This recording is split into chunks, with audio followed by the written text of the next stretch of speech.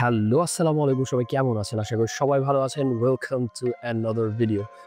আসলাম ২ সপ্তাহ পরে, প্রতি সপ্তাহে ভিডিও দেওয়ার কথা ছিল, বাট ইভেনচুয়ালি হলো না। আমার আসলে মনের অবস্থা এরকম না বর্তমানে যে আমি আসলে রেগুলারলি ভিডিও দিব। মনের ওই সুখটা নাই যে আনন্দ আমি আপনার জন্য ভিডিও বানাবো। লাস্ট কয়েকটা ভিডিওটা তেমন বেশি ভালো হয়নি। বাট আম দিতে হচ্ছে, 'cause I have a certain subscribers যারা আমাকে নক করছে ভিডিও দিতে।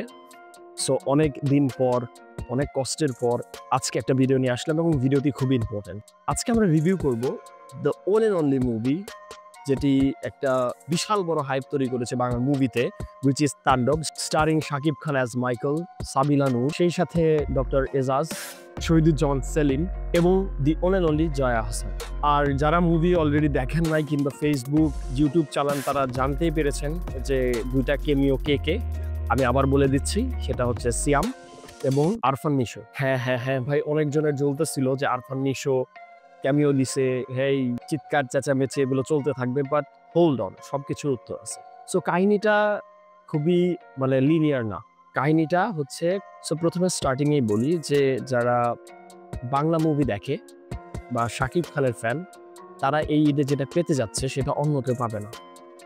কমপ্লিট ধামাকা একটা মুভি। এই মুভির জাস্ট আমি ভেবেছিলাম যে 'বরবাদ' শাকিব খানের লাইফের বেস্ট মুভি। কিন্তু আমি ভুল। রায়হান রাফি যা করছে এখানে, সেটা হচ্ছে শাকিব খানের যে মর্যাদাটা ছিল সেটা এখানে ছিল। এখন সে স্পেসে চলে গেছে। স্পেস থেকে এখন সেই ইউনিভার্সের বাইরে চলে যাবে। সত্যি কথা যেটা। আমার পার্সোনাল ওপিনিয়ন যে শাকিব খান যদি এইভাবে নিজেকে ক্রাফট করতে থাকে, কোথায় যে এই লোকটা যাবে সেটা আল্লাহ মাহমুদই জানে আর উনিই জানে। আমি উনাকে একটা কথাই বলতে চাই যে বাংলা মুভির সালমান শাহর যে একটা ক্রেজ ছিল, সেটাকেও ছাপিয়ে যাচ্ছে শাকিব খান।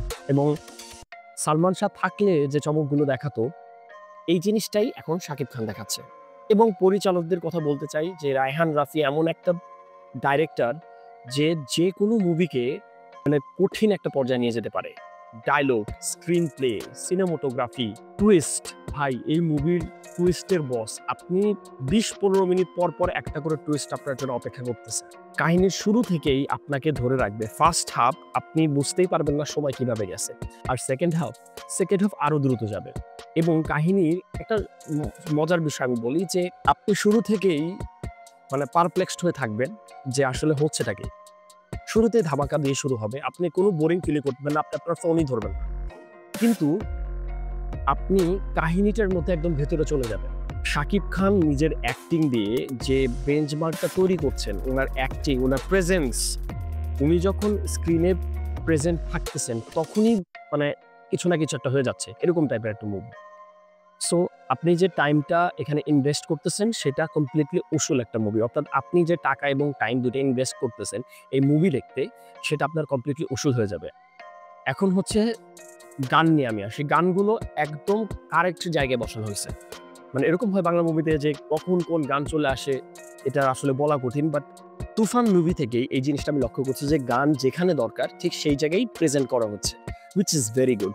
গানটাকে অর্গানাইজড ওয়েতে ব্যবহার করা হয়েছে এবং background music background music, background score, প্রত্যেকটা সিনকে একটা করে দিচ্ছিল, ব্যাকআপ দিচ্ছিল।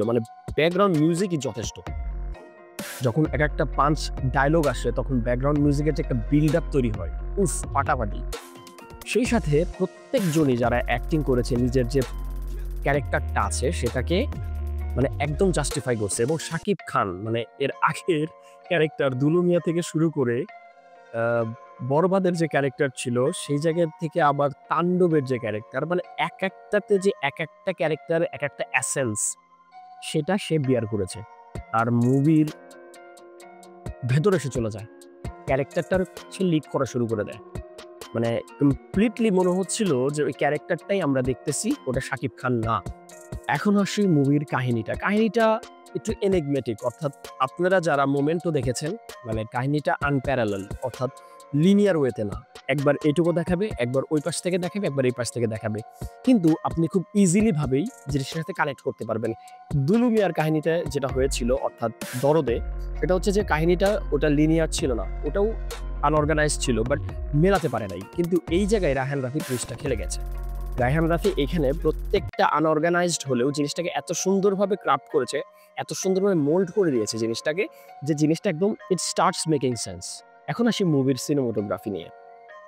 এতটাই টাইট সিনেমাটোগ্রাফি, এতটাই টাইট সেই মুভির গল্পটা যে সেটা আপনাকে একদম স্ক্রিনের সামনে একদম রেখে দেবে। মানে ফুললি ভাবে আপনি স্ক্রিনের মধ্যে থাকবেন, আপনি অন্য কোনো চিন্তাই করতে পারবেন না। এবং কাহিনীটা খুব দ্রুত আগায়, মানে এখানে কোনো যে ওইভাবে যে বিল্ড আপ করবে ওয়েব সিরিজের মতো সেরকম না, দ্রুত আগাবে, অর্থাৎ আপনি কাহিনীটার সাথে এঙ্গেজ হয়ে থাকবেন।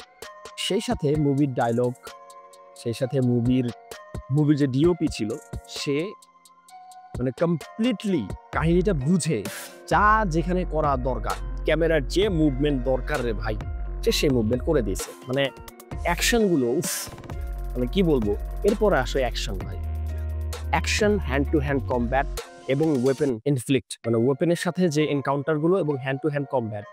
আমার একটা কমপ্লেন ছিল বাংলা মুভিতে, সেটা হচ্ছে যে হ্যান্ড টু হ্যান্ড কমব্যাটটা দীর্ঘদিন ধরে আমরা আসলে পাচ্ছিলাম না।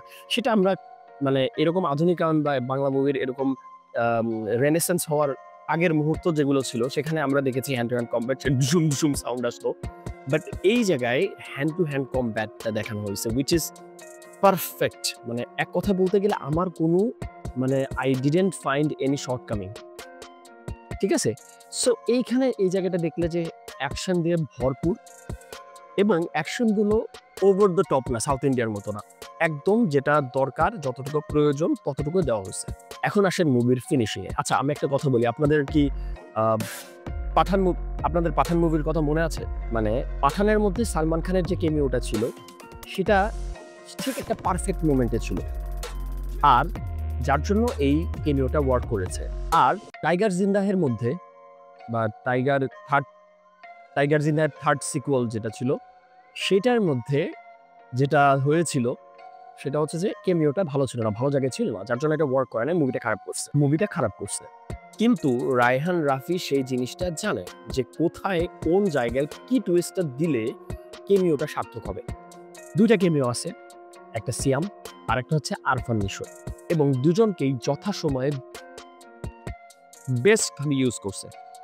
মানে দর্শক কমতি পাবে না, মানে যেখানে দরকার ছিল ওনার কেমিওটা ঠিক সেই জায়গায় ব্যবহার করা হয়েছে, যার জন্য মুভিটা আরো ফুটে উঠছে। আরফান নিশোর গেট আপ, লাস্টে শাকিব খানের যে মিডল ফিঙ্গার শো করা, সবকিছু মিলে, আমি কিন্তু স্পয়লার দিই নাই, আমি জাস্ট আপনাদেরকে জানাই দিচ্ছি, স্পয়লার আপনি কাহিনীটা দেখলে বুঝতে পারবেন। এর জন্য স্পয়লার দিচ্ছি না, যে স্পয়লার দিলে আসলে একজন মানুষ মুভি দেখতে যাবে। আমি আপনাদেরকে হাইপটা তৈরি করছি যে মুভিটা কিরকম। হ্যাঁ, মিডল ফিঙ্গার দেখানোটা একদম মাইন্ড ব্লোয়িং, যারা থিয়েটারে থাকবে তাদের গুজবাম্প আসবে, তারা জিনিসটা ফিল করতে পারবে। যাই হোক, এনাফ, ভালো জিনিস বলে ফেললাম, সবকিছুই মোটামুটি ভালো ছিল, বাট কিছু সীমাবদ্ধতা বলতে হয়, যেহেতু আমি মুভির ক্রিটিক সেটা আমাকে বলতে হবে। সেই সীমাবদ্ধতা হচ্ছে এটাই যে শাকিব খানের সাথে সাবিলা নূরের যে বন্ডিংটা দেখানো, সেটা দেখাতে একটু তাড়াহুড়ো হয়ে গেছে। আপনাদের একটা কথা বলি, দরদ কিন্তু খারাপ মুভি ছিল না, কিন্তু প্রবলেমটা কি ছিল জানেন? যে দুজনের ভেতরে ইমোশনাল বন্ডিংটা দেখানো হয়নি। আমি বলছি না সাবিলা নূরের সাথে শাকিব খানের জুটিটা খারাপ হয়েছে, না, যথেষ্ট ভালো জুটি হয়েছে। আমি ভাবছিলাম যে এটা মানাবে না, বাট জুটিটা ভালো ছিল। বাট এদের ভিতরে যে ইমোশন বন্ডিংটা, যে ইমোশনাল যে একটা বিল্ড আপটা, সেটা দেখাতে কোনো একটা জায়গায় প্রবলেম হয়ে গিয়েছিল। সেকেন্ড যে প্রবলেমটা সেটা হচ্ছে কেন যেন দ্রুত সবকিছু শেষ হচ্ছিল।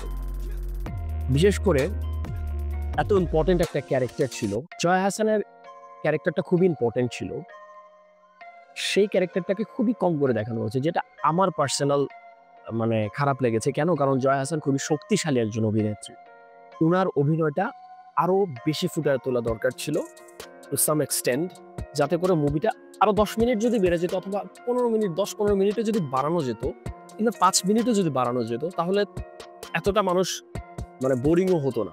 ঠিক আছে, আমি বুঝতে পারতেছি যে মানুষের স্প্যান অফ অ্যাটেনশন কমে গেছে, ইট ইজ ট্রু, বাট যে জায়গায় দরকার যেগুলো, সেগুলো এই মুভিটা আরো 10 মিনিট হলে দর্শক বিরক্ত হতো না। পরিশেষে এটাই বলা যাচ্ছে যে শাকিব খান বাংলাদেশের মুভিটাকে একটা আলাদা লেভেলে নিয়ে যাচ্ছে। শুধু যে শাকিব খানকে আমি ক্রেডিটটা দিব সেটা না, বাট যারা ডাইরেক্টর আছে তারাও সমান ভাগিদার এত বড় সাফল্যে। মেহেদী হাসান হৃদয়, রায়হান রাফি, শিহাব শাহিন, এম রাহিম, যারাই আছে, যারাই কন্ট্রিবিউট করতেছে বাংলা চলচ্চিত্র, তাদের প্রত্যেকজনের ফল সামনে আসতেছে, মানুষ মুভি দেখতে চায় ভাই, ট্রাস্ট মি, শুধুই দে না, মানুষ সবসময় ভালো মুভি দেখতে চায়। আপনারা সাহস করে তাণ্ডবের মতো মুভি ঈদ ছাড়া রিলিজ দিয়ে দেখেন, হলে মানুষ যাবে। ট্রাস্ট মি অন দিস, আমি বলতেছি মানুষ হলে যাবে। আপনারা শুধু ভালো মুভি বানান, হলগুলো খুলে দেন। মুভিগুলো শুধুমাত্র ঈদ কেন্দ্রিক বানান না, প্রত্যেক বছরে অ্যাটলিস্ট 5টা মুভি বানান।